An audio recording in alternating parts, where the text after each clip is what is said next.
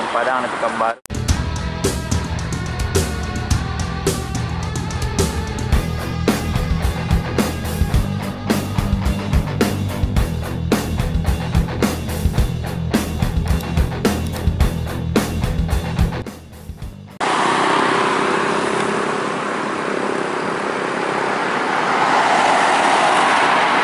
Sebenarnya ini adalah bus Semen Padang yang berada di Pekanbaru.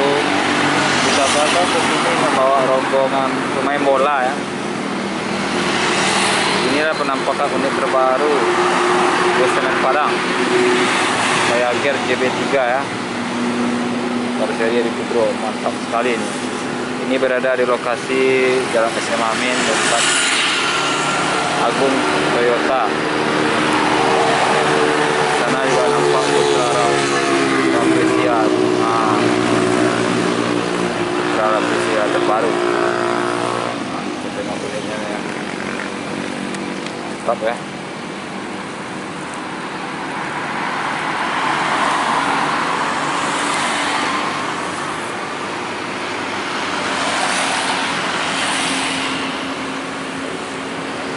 Stop system check. AB backup excellent class. Mantap sekali ini ya. Kita cek lebih dekat busnya ya sobat semuanya.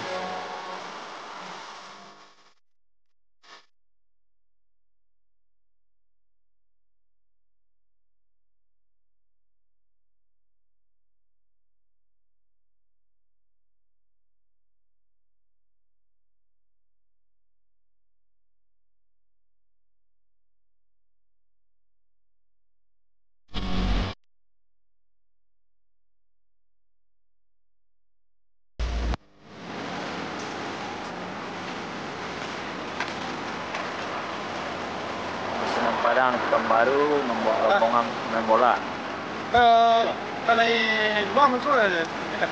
Wah bang Rek. Oke bang. Itu konten kreator apa? Ada foto, ada konten. Macam.